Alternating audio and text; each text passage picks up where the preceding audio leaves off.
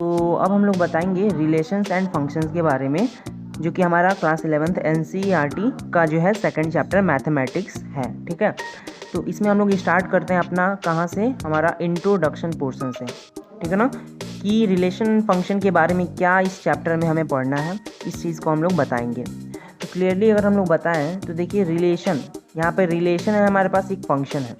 तो रिलेशन का मतलब नॉर्मल जो हम लोग इंग्लिश डिक्शनरी में रिलेशन पढ़ते हैं उसी से है। मतलब जैसे हम लोग जानते हैं कि रिलेशन होता है किसी का किसी और से, जैसे एक टीचर का स्टूडेंट से रिलेशन होता है। ठीक है ना, टीचर स्टूडेंट में एक रिलेशन होता है। ठीक है, इसी तरीके से जो है मैथ में भी क्या होते हैं, नंबर्स के बीच या और भी अलग अलग चीज़ों के बीच क्या होता है, एक रिलेशन होता है। सिमिलरली यही मीन्स होता है, मतलब नंबर्स के बीच ये रिलेशन हम लोग बताते हैं मैथ्स में, मैथमेटिक्स में। ठीक है, तो रिलेशन का मतलब नॉर्मल वही रिलेशन है। जैसे एग्जांपल के तौर पर बताएं तो x जो है वो y से रिलेटेड है। अगर हम बताएं x जो है इज़ रिलेटेड, यहाँ पे related, x is related to y, तो इसको हम लोग कुछ ऐसे डिटरमाइन करें कि x अगर रिलेटेड है y से, हम ये कहेंगे कि fx is equal to y, या ऐसे कह दिए fy is equal to x. तो ये जो चीज़ है ये क्या है, एक तरह का रिलेशन हो गया। मतलब एक्स वाई से रिलेशन, मान लेते हैं हम ये कहते हैं कि एक्स जो है वो 2 टाइम्स है, एक्स से 2 टाइम्स है वाई के। तो हम यहाँ पे क्या हमें मिला कि एक्स वाई एक दूसरे से रिलेटेड है। कैसे रिलेटेड है कि एक्स 2 टाइम्स है वाई का।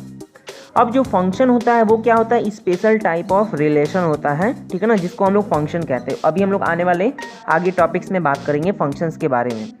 तो फंक्शन ये चीज़ मिल गया, और फंक्शन को जनरली ऐसे रिप्रेजेंट करते हैं f x is equal to y. और यहाँ पे प्रॉपर्टी इसकी ये होती है कि इसका जो इमेज होता है वो डिस्टिंक्ट इमेज देता है कभी भी। अभी हम लोग आगे यहाँ पे रेंज डोमेन, को डोमेन, इन सारी चीज़ों के बारे में बात करेंगे।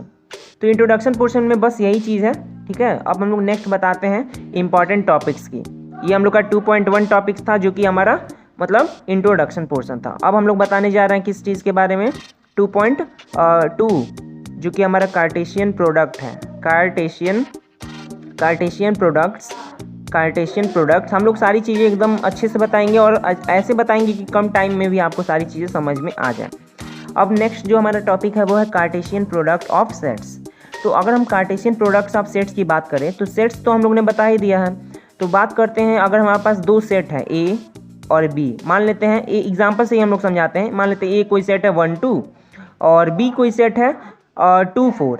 तो कार्टेशियन प्रोडक्ट का मतलब क्या है, कार्टेशियन प्रोडक्ट का मतलब नॉर्मल मल्टीप्लिकेशन से है। मल्टीप्लिकेशन से है कार्टेशियन प्रोडक्ट, क्योंकि प्रोडक्ट जो होता है वो क्या होता है, मल्टीप्लिकेशन ही होता है। तो कार्टेशियन प्रोडक्ट में भी हमारा जो है मीन्स इसका क्या है, मल्टीप्लिकेशन से ही है। इसको कुछ हम लोग इस तरीके से रिप्रेजेंट करते हैं A क्रॉस B, और यहाँ पे इसका जो वैल्यू आता है कुछ इस टाइप का आता है, वो भी सेट में आता है। तो यहाँ पे हर एलिमेंट का जो है करस्पॉन्डिंग एलिमेंट से एक सेट बनते जाता है, और जैसे जैसे एलिमेंट है वैसे वैसे वो एक साथ अपना एक प्रोडक्ट बनाता है और एक ऑर्डर्ड पेयर बनाता है। कैसा पेयर बनाता है, ऑर्डर्ड पेयर। तो यहाँ पे जो हमारा A क्रॉस B में जो हमारे एलिमेंट आएंगे ऐसे आएंगे, 1 1 2 यहाँ पे हो जाएगा, फिर कामा करके फिर से हम लोग 1 4 करेंगे। ठीक है ना, फिर हम लोग क्या करेंगे, 2 1 करेंगे, मतलब 2 2 करेंगे, सॉरी 2 2 करेंगे, उसके बाद हम लोग 2 4 करेंगे। तो ये जो हमारा सेट होगा, ठीक है, ये हमारा A क्रॉस B को रिप्रेजेंट करेगा। ठीक है, इसी को हम लोग कार्टेशियन प्रोडक्ट कहते हैं। नॉर्मल अगर हम इसका डिफिनीशन दें, कि अगर डिफिनीशन नॉर्मल दे तो A क्रॉस B का जो डिफिनीशन होता है कुछ इस टाइप का हम लोग डिफिनीशन देते हैं कि A क्रॉस B जो होता है वो एक सेट होता है जिसमें किस टाइप के एलिमेंट आते हैं, PQ टाइप के एलिमेंट आते हैं, और जिसमें P जो है वो A में बिलोंग करेगा। ठीक है, और स्मॉल q जो है वो B में बिलोंग करेगा। इस टाइप का हमारा पूरा इसका डिफिनीशन हो गया। साथ ही साथ जो हम लोग 2 सेट का कार्टेशियन प्रोडक्ट निकालते हैं, यहाँ पे कंडीशन हम ये देते हैं कि यहाँ पे हमारा जो सेट है, यहाँ पे कोई भी एक इंडिविजुअल सेट एम्प्टी सेट नहीं होना चाहिए। अगर ऐसा होता है, इफ़ अगर any of the set, any one of the set, any one, ऐसे कह सकते हैं, any of the two set अगर इज नल, अगर नल सेट अगर कोई भी होता है तो हमारा A क्रॉस B की वैल्यू क्या हो जाएगी, 0 हो जाएगी। ठीक है ना, वो 5 दे देगा, यानी कि 0 नहीं मतलब 5 हो जाएगी A क्रॉस B, 0 यहाँ पे मतलब कि नल सेट। ये कार्टेशियन प्रोडक्ट का नॉर्मल डिफिनीशन हो गया, एग्जांपल्स भी हम लोग का हो गया। ठीक है ना, इसको कार्टेशियन प्रोडक्ट कहते हैं। साथ ही साथ अगर हमको पता करना हो कि नंबर ऑफ़ एलिमेंट क्या होंगे, ठीक है ना, कि जो हमारा कार्टेशियन प्रोडक्ट आता है, अगर हमको नंबर ऑफ़ एलिमेंट निकालना हो कि नंबर ऑफ़ एलिमेंट क्या होगा ए क्रॉस बी का, तो उसका जो फार्मूला होता है number of element of in a and cross multiply normal multiply होता है number of element in b. और ये फार्मूला हमारा किसका होता है, ये नंबर ऑफ़ एलिमेंट का फार्मूला होता है ए क्रॉस बी में नॉर्मल, ठीक है। अब नेक्स्ट जो चीज़ आता है, यहाँ से हम लोग का नॉर्मल जो हम लोग को डिफिनीशन जानना था वो चीज़ हम लोग का हो गया। अब इसके बाद है हमारा 2.3 जो कि है हमारा रिलेशंस।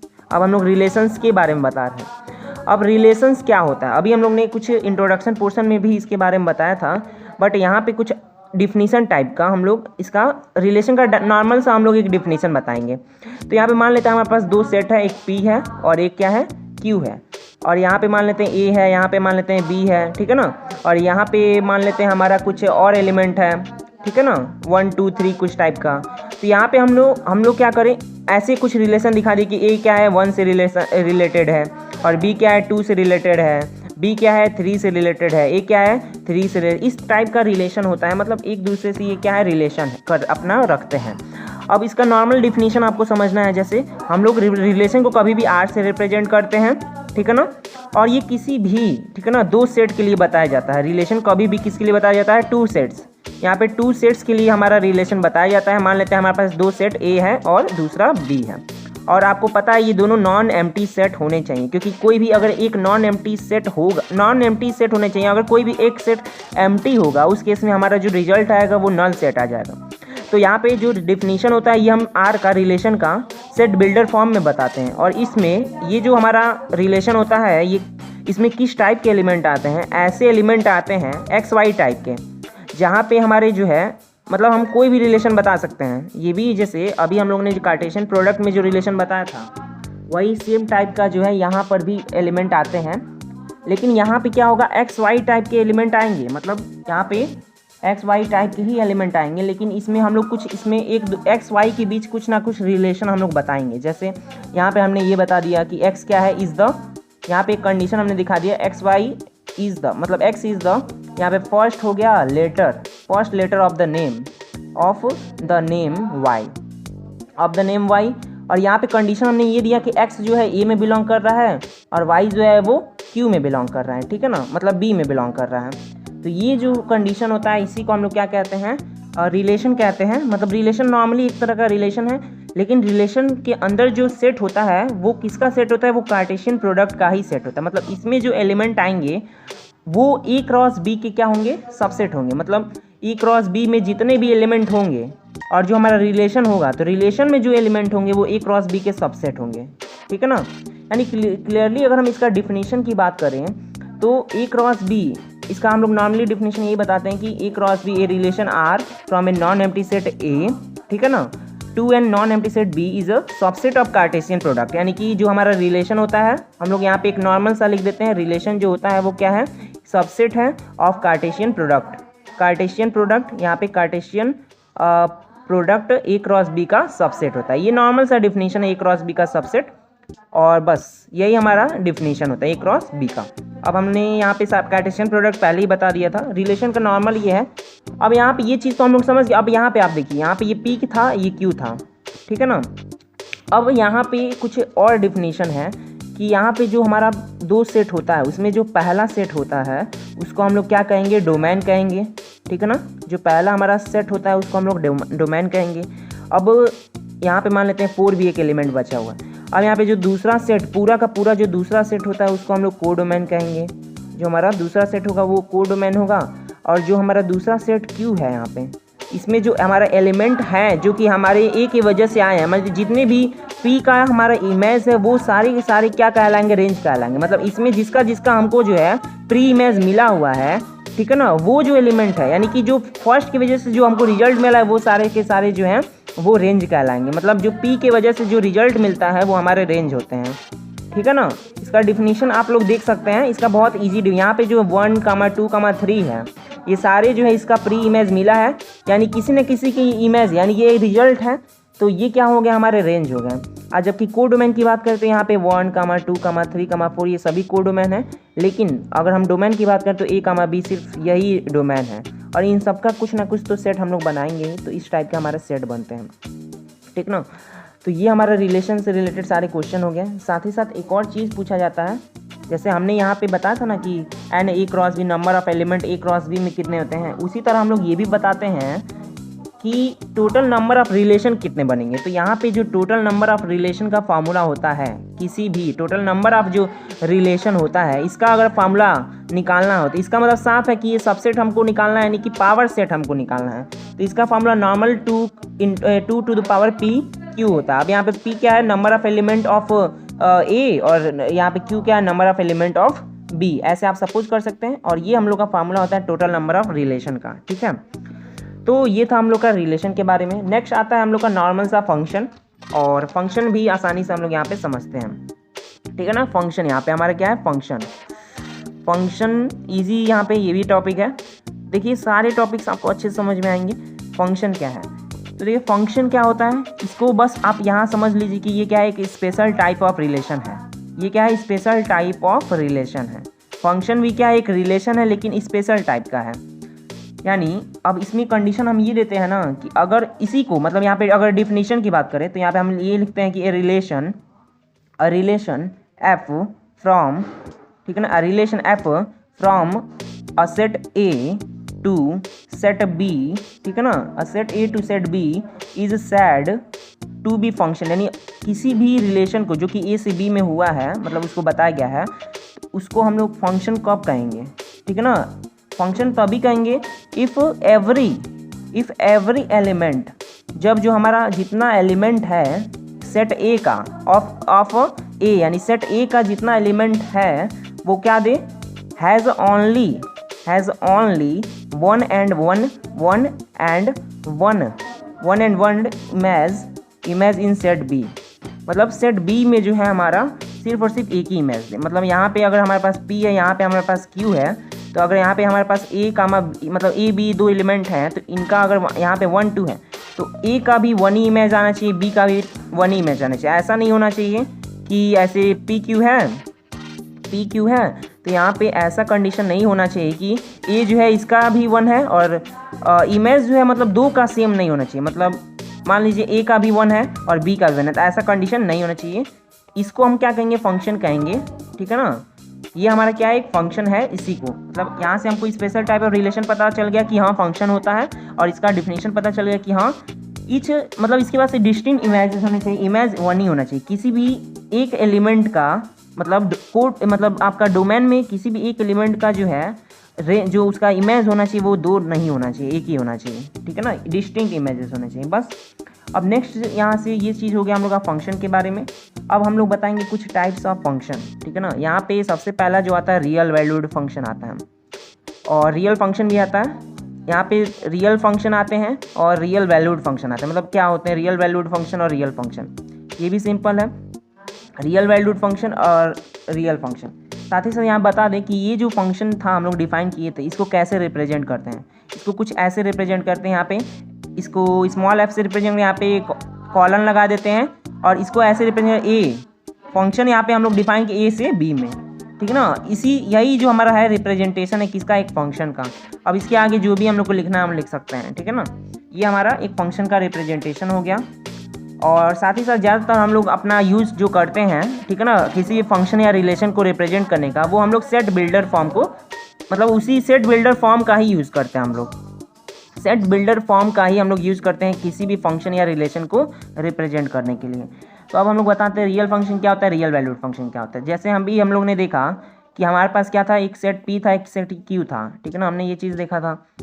तो यहाँ पे अगर क्या हो रहा है, अगर हमारा मतलब जो हमको रेंज मिल रहा है, मतलब हमारा जो एलिमेंट है, मतलब हम जो ऑपरेट कर रहे हैं, हम लोग जो फंक्शन को परफॉर्म कर रहे हैं, तो वहाँ पे अगर हमको रेंज में अगर हमको रियल मिल रहा है, उस केस में हम लोग क्या कहते हैं कि हमारा जो फंक्शन है वो रियल वैल्यूड फंक्शन है।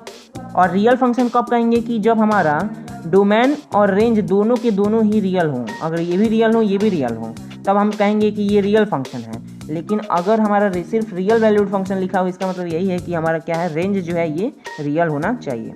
मतलब डोमेन हमारा जो है वो कुछ भी हो सकता है, रियल भी हो सकता है, मे बी इमेजिनरी भी हो सकता है, लेकिन ऐसा पॉसिबल नहीं होता है। ये भी आप लोग मान के चलिए बस, लेकिन आपको इस पर ज़्यादा फोकस नहीं करना होता, आपको बस ये फोकस करना होता है कि रियल वैल्यूड फंक्शन का मतलब रेंज क्या होना चाहिए, रियल होना चाहिए। तो ये चीज़ हो गया। अब हम लोग बताते हैं फंक्शन के कुछ टाइप्स के बारे में, मतलब और बहुत इंपॉर्टेंट है। हम लोग नॉर्मल में क्या करेंगे सम फंक्शंस, कुछ फंक्शंस के बारे में बताएंगे, मतलब नॉर्मल में, और उनके थोड़े मतलब ग्राफ्स के बारे में। एग्जैक्ट ग्राफ नहीं होगा, लेकिन नॉर्मल आपको पता ये चलेगा कैसा ग्राफ बनता है उनका, कुछ फंक्शंस के बारे में। और फंक्शन को भी अच्छे से, मतलब यहाँ पे आपको खुद एग्जांपल्स के तौर पर हम लोग बता रहे हैं कि कितने टाइप्स के फंक्शन। जैसे आपका यहाँ पे आइडेंटिटी फंक्शन होता है, आइडेंटिटी फंक्शन होता है। यहाँ पे पहला जो हम लोग फंक्शन बता रही है आइडेंटिटी फंक्शन। तो आइडेंटिटी फंक्शन में कैसे इसको डिफाइन करते हैं, इसको ऐसे डिफाइन करते हैं कि फंक्शन होता है, ये रियल से रियल डिफाइन होता है। और कैसे डिफाइन होता है, तो यहाँ पे कंडीशन हम लोग दे दी y equal to F X, ठीक है ना। यहाँ पे y जो है ये कोडोमेन है, या ऐसे कह रहे हैं y जो हमारा रेंज है, और एफ एक्स यहाँ पे ये भी रेंज है। और ये कैसे डिफाइन है, x से डिफाइन है, x हमारा कोडोमेन है। ये चीज़ हमारा क्या है, देख सकते हैं हम लोग कि ये आइडेंटिटी फंक्शन का ये डिफिनेशन है, y equal to F x is equal to X. और जहाँ पे x जो है ये क्या है, रियल नंबर में बिलोंग कर रहा है। इसका ग्राफ अब देखिए, ये आइडेंटिटी फंक्शन है, मतलब कोई भी वैल्यू आप रखते हैं तो आपको सेम मिल जाता है, ठीक है ना। ये आप बहुत से ऐसे ग्राफ आपने पढ़ा होगा। और इसका कुछ ग्राफ इस टाइप का बनता है, स्ट्रेट लाइन जो कि सेंटर ओरिजिन से जाता है, ठीक है ना। ये किसका ग्राफ है, F x is equal to X का ग्राफ है। फिर यहाँ पे जो नेक्स्ट है हमारा, ये क्या है, कांस्टेंट फंक्शन। कांस्टेंट फंक्शन भी बहुत इजी, मतलब हम लोग का इसका ग्राफ बनता है, और इसका डेफिनेशन भी आसान है। तो कांस्टेंट फंक्शन की केस की अगर हम बात करें तो ये कैसे रिप्रेजेंट होता है, ये भी फंक्शन जो है ये रियल से रियल पे डिफाइन होता है। और किससे डिफाइन होता है, तो y equal to F x is equal to C. मतलब यहाँ पे आप x की कोई भी वैल्यू रखें, आपको जो है हमेशा क्या होता है, सेम वैल्यू मिलता है। इस केस में अगर आप इसका ग्राफ बनाएंगे, साथ ही साथ यहाँ बता दें कि यहाँ पे x हर जगह पे हम लोग रियल की ही बात करेंगे, कि रियल में ही रियल नंबर ही हम लोग ले रहे हैं। अब इसका जो ग्राफ बनता है, ये नॉर्मल अगर कोई भी हम लोग ले लेते हैं किसी वैल्यू पे, मतलब अगर हमको एफ एक्स इक्वल टू 3 दे दिया, तो यहाँ पे जो है हमको क्या मिल गया, यहाँ पे एक्स इक्वल टू 3 पे हम लोग का इसका क्या मिल गया, मतलब एक्स इक्वल टू, अगर हम एफ एक्स इक्वल टू 3 है, तो आपको पता है कि यहाँ पे क्या होता है, जैसे यहाँ पे मतलब एक कांस्टेंट लाइन हमको मिलता है, पैरेलल लाइन मिलता है एक्स एक्सिस के या वाई एक्सिस। क्योंकि जैसे मान लेते हैं यहाँ पे ये क्या हमारा y है, तो y इक्वल टू ये क्या हो गया, y इक्वल टू 3, ये जो वैल्यू है ये y इक्वल टू 3 है, तो ये y इक्वल टू 3 का एक क्या हो गया, वो ग्राफ हो गया। और ये चीज़ क्या है, ये y equal to F X equal to 3 का मतलब ग्राफ हो गया, ठीक है ना। और ये इसी का मतलब रिप्रेजेंट कर रहा है। और बाई चांस मतलब यहाँ पे आप लोग अच्छे से इसको और भी ब्रॉड स्टडी कर सकते हैं। यहाँ पे बस हम लोग एग्जांपल दे रहे हैं फंक्शन कितने टाइप के होते हैं। नेक्स्ट जो फंक्शन होता है यहाँ पे वो होता है हम लोग का पॉलिनोमियल फंक्शन। पॉलिनोमियल फंक्शन ये भी इजी होता है, सिंपल, इसका भी ग्राफ होता है। पॉलिनोमियल फंक्शन की बात करें तो देखिए पॉलिनोमियल फंक्शन आपने पॉलिनोमियल पढ़ा होगा। तो पॉलिनोमियल की बात करें तो पॉलिनोमियल क्या होता है, F x is equal to A not plus A one X plus A two X square plus A cube X cube, ठीक है ना, A three X cube and so on A N, ठीक है ना, x N जो होता है ये इस तरीके का जो रिप्रेजेंटेशन होता है, जहाँ पे एन जो है वो क्या है, नॉन निगेटिव इंटीग्रल है, इंटीजर है। एन इज अ नॉन मतलब निगेटिव, नॉन निगेटिव क्या है, इंटीजर है। तो ये क्या होता है, ये जो डिफिनीशन होता है पॉलिनोमियल का डिफिनीशन होता है। और यहाँ पे यही हमारा पॉलिनोमियल होता है। और जब हम इसको फंक्शन, क्योंकि अब ये भी तो एक तरह का क्या हो गया, फंक्शन हो गया y equal to F X, और ये भी कैसे डिफाइन है, एफ आर से रियल में ही डिफाइन है। तो यहाँ पे ये हमारा क्या हो गया, एक तरह का पॉलिनोमियल फंक्शन हो गया। अब यहाँ पे इसका भी ग्राफ बन सकता है। अब इसमें क्या होता है, पावर है हमारा और कांस्टेंट है, तो अलग अलग, जैसे एक्स स्क्वायर का अगर हम ग्राफ बनाएं, एक्स स्क्वायर की अगर हम ग्राफ बनाते हैं तो उस केस में हमारा ग्राफ कुछ पैराबोला टाइप का बन जाता है। फिर इसी तरह एक्स क्यूब की अगर हम ग्राफ बनाएं तो इस केस में कैसे ग्राफ बन जाता है, ये कुछ ऐसे ग्राफ बन जाता है। ये हमारा एक्स क्यूब का अलग अलग केस में अलग कांस्टेंट के अलग अलग वैल्यू के लिए अलग अलग हमको ग्राफ मिलता है, ठीक है ना। ये तीसरा था पॉलिनोमियल फंक्शन, ठीक है ना। अब नेक्स्ट हम लोग बताते हैं रेशनल फंक्शन के बारे में।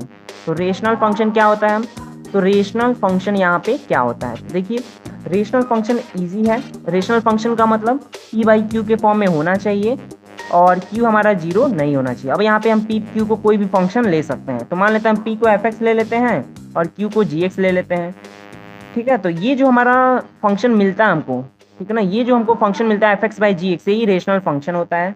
हर केस में हम लोग एक ही कंडीशन बताते हैं कि f जो है हमारा रियल से रियल में ही है।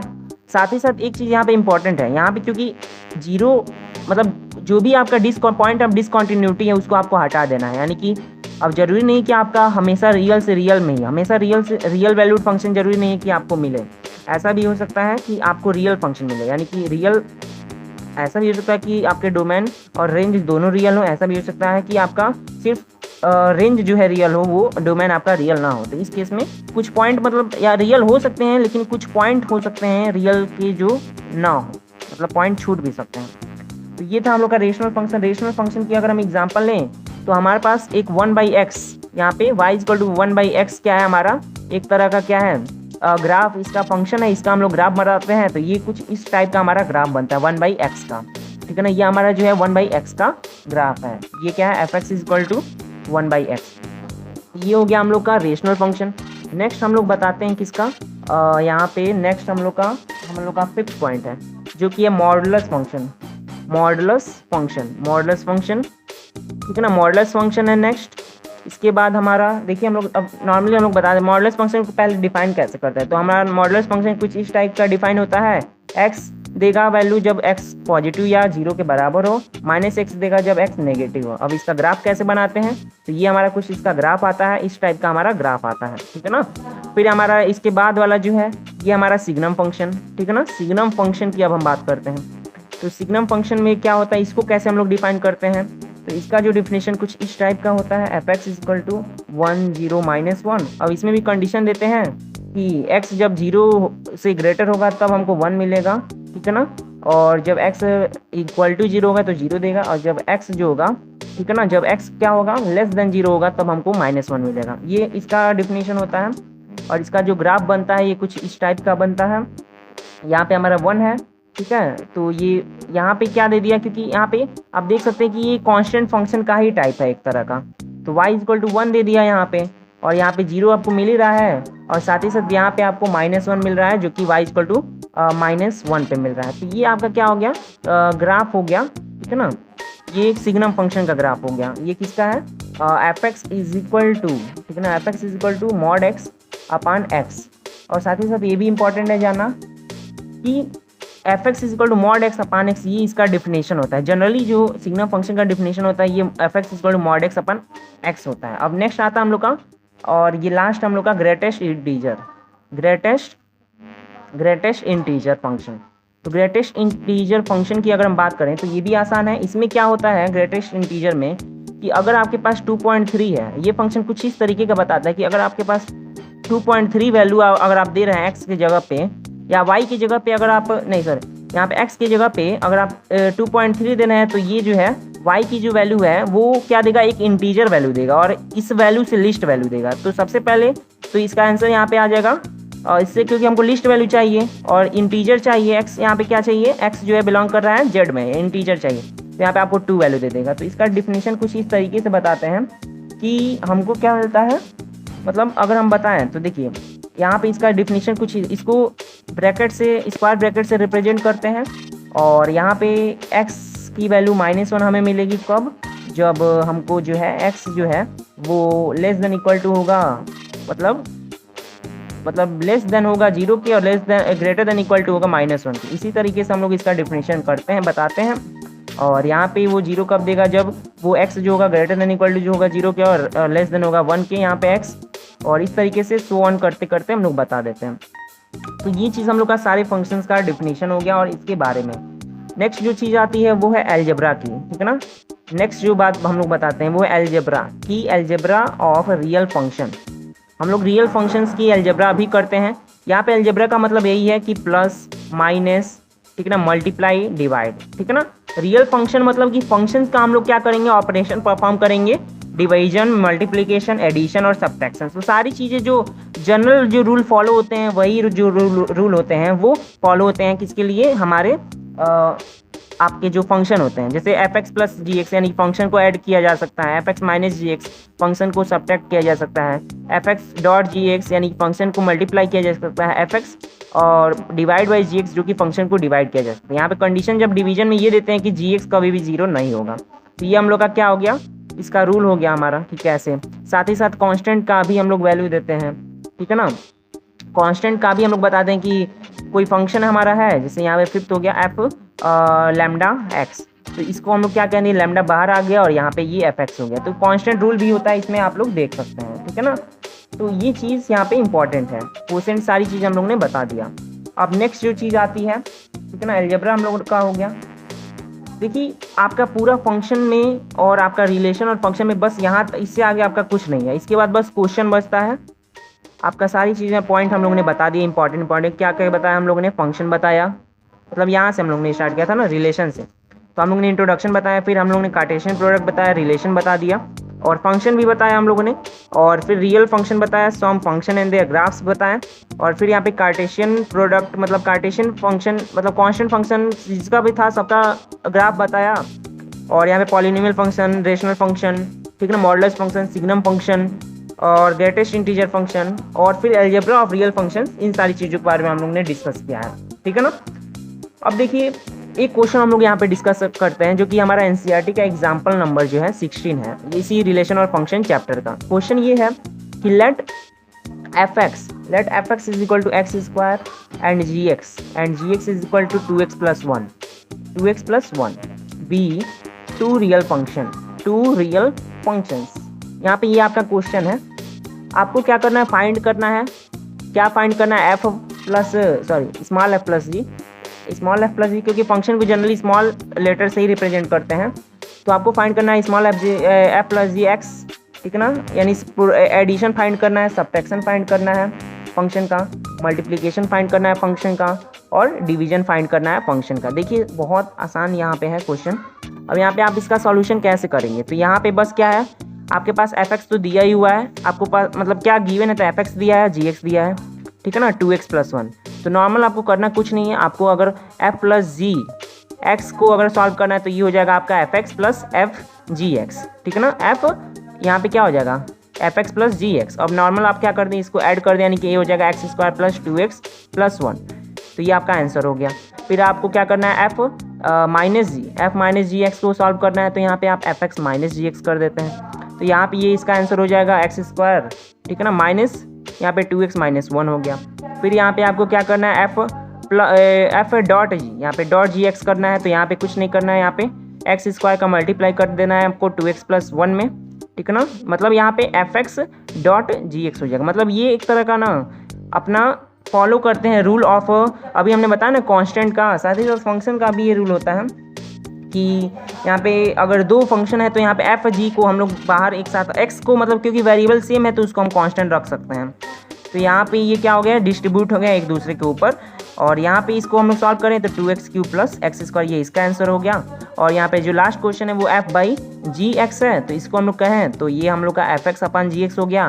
और यहाँ पे हम कंडीशन देंगे कि जी एक्स क्या होगा, 0 नहीं होगा, और यहाँ पे इसका जो आंसर आएगा वो हो जाएगा आपका x square upon 2x plus 1।